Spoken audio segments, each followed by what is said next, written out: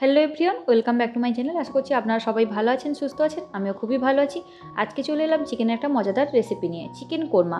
বাড়িতে অতিথি এলে আমরা সবাই চিকেন তো আনি, তবে চিকেনের কী বানাবো সেটা নিয়ে বড্ড ঝামেলা। কারণ রোজকার সেই একই রেসিপি, চিকেনের ঝোল, চিকেনের কারি, আর ভাল লাগে না। একটু অন্যভাবে যদি চিকেনটা বানানো যায়, এতে প্রশংসাও পাওয়া যায়। তাহলে চলুন বানানো যাক। আর এই রেসিপিটা কিন্তু খুবই ইজি আর খুবই সিম্পল। আমি এখানে সবার প্রথম নিয়ে নিয়েছি 500 গ্রাম চিকেন। চিকেনের পিসগুলো না বলে একটু বড় করে কেটে এনেছি। এরপর এর মধ্যে আমি কিছু মশলা দিয়ে ম্যারিনেট করে নেবো। এখানে আমি দিলাম টক দই। টক দইটা একটু বেশি পরিমাণে দিতে হবে। এই ধরুন 100 গ্রাম মতো টক দই দিয়েছি 500 গ্রাম চিকেনে। এবার এর মধ্যে আমি গুঁড়ো মশলা দেবো। লঙ্কার গুঁড়ো এখানে দিয়েছি আমি চা চামচের হাফ চামচ, হলুদের গুঁড়োও চা চামচের হাফ চামচ। আর এই চিকেনটা দেখতে না কিছুটা সাদা সাদা হয়, তাই লঙ্কা গুঁড়ো, হলুদ গুঁড়ো খুব একটা বেশি দেওয়া যাবে না। আর লবণ আমি এখানে দিয়েছি 1 চামচ।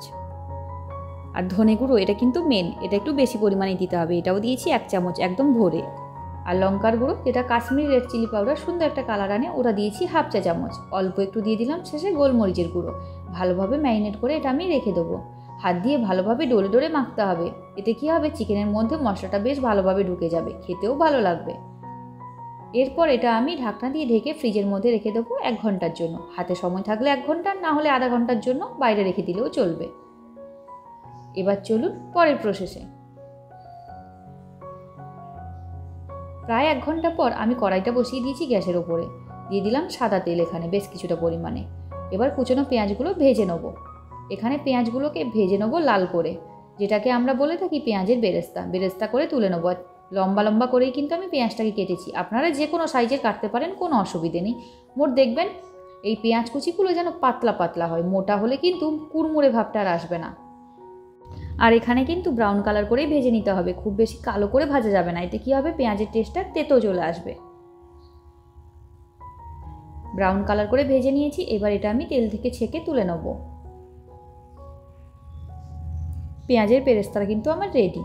এবার ওই তেলেই দিয়ে দেবো আমি ঘি, তবে তার আগে 1 চামচ তেল আমি তুলে নিচ্ছি। এরপর দিয়ে দিচ্ছি 1 চামচ পরিমাণে ঘি। ঘি আর তেল দুটোতেই আমি রান্নাটা করব একসাথে মিশিয়ে। আপনারা চাইলে শুধুমাত্র সাদা তেলেও রান্নাটা করে নিতে পারেন, তবে ঘি দিলে না কোরমার স্বাদটা বেশ দারুণ আসে। সুন্দর একটা ফ্লেভারের জন্য দিয়ে দিলাম গোটা গরম মশলা, আর দিয়েছি একটা তেজপাতা, এলাচ, দারচিনি, লবঙ্গ। ফোড়নটা একটুখানি ভাজা হয়ে এলে এর মধ্যে দিয়ে দেবো ম্যারিনেট করা চিকেন। চিকেনে যেই মশলাটা মাখিয়েছিলাম ওটাও কিন্তু দিয়ে দিতে হবে। এরপর এর মধ্যে দিয়ে দেবো আমি আদা রসুন বাটা। রসুন বাটা 1 চা চামচ আর আদা বাটা 1 চা চামচ। এবার ভালোভাবে মশলাটা আমি মিশিয়ে নেবো একসাথে নেড়ে চেড়ে। গ্যাসের আঁচ লো টু মিডিয়াম রেখে ঢাকনা দিয়ে ঢেকে দেবো 2 থেকে 3 মিনিটের জন্য। চিকেনটা সেদ্ধ হতে প্রায় 10 মিনিট মতো সময় লাগবে, তবে মাঝে মাঝে আমি না নেড়ে রাখবো। আর গ্যাসের আঁচ একদম লো টু মিডিয়াম রাখবো। 2 মিনিট পরে আমি আবার একটু নেড়ে দিচ্ছি। এতে কী হবে, চিকেনটা তলায় বসে যাবে না। চিকেনের মধ্যে যে এক্সট্রা জলটা আছে ওটা যতক্ষণ না শুকাচ্ছে ততক্ষণ আমি এইভাবে মাঝে মাঝে নেড়ে রাখবো আর ঢাকনা দিয়ে ঢেকে দেবো।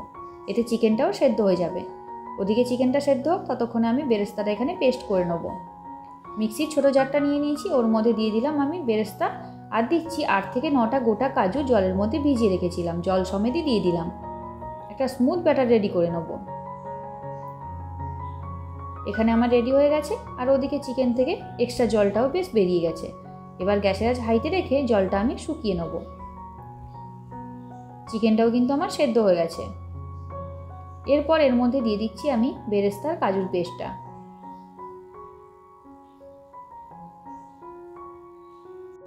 এমনি আমরা মাংসের ঝোল কিংবা মাংসের কারি বানাতে গেলে মশলা কিন্তু সবার প্রথমে ভালোভাবে কষতে হয়। আমার তো মনে হয় এটা তার থেকে ইজি প্রসেস, আর তাড়াতাড়িও হয়। খেতেও কিন্তু দুর্দান্ত হয়, রুটি কিংবা পরোটার সাথে ফাটাফাটি লাগে। আপনারা একবার ট্রাই করতে পারেন। যখন এইভাবে ওপর থেকে তেলটা ভেসে উঠবে তখনই এর মধ্যে দিয়ে দিতে হবে জল।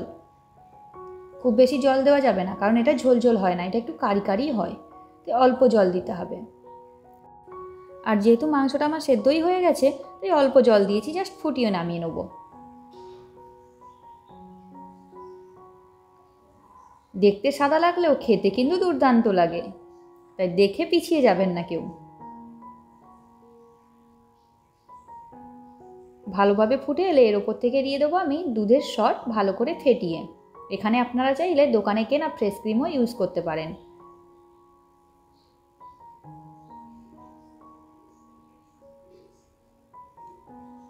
ব্যাস রেডি। এবার আমি গ্যাস বন্ধ করে দেবো, ওপর থেকে কিছু কাসুরি মেথি ছড়িয়ে দেবো। সুন্দর একটা স্মেল দেয় কাসুরি মেথিটা, পুরো রেস্টুরেন্টের স্বাদ মনে হয়। তাহলে চলুন এখন ঢাকনা দিয়ে ঢেকে রাখি রেস্টের জন্য, পরে এটা আমি পরিবেশন করব। রুটি কিংবা পরোটার সাথে একবার অতিথি সেবা না হলে একবার বর সেবা করে দেখুন, সত্যি ধন্য ধন্য পড়ে যাবে।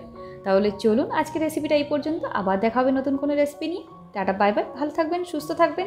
আর আজকের ভিডিওটা কেমন লাগলো কমেন্ট করে জানাবেন, বাড়িতে বানালে খেয়ে আপনাদের কেমন লাগলো সেটাও কমেন্ট করে জানাবেন। Tata bye bye.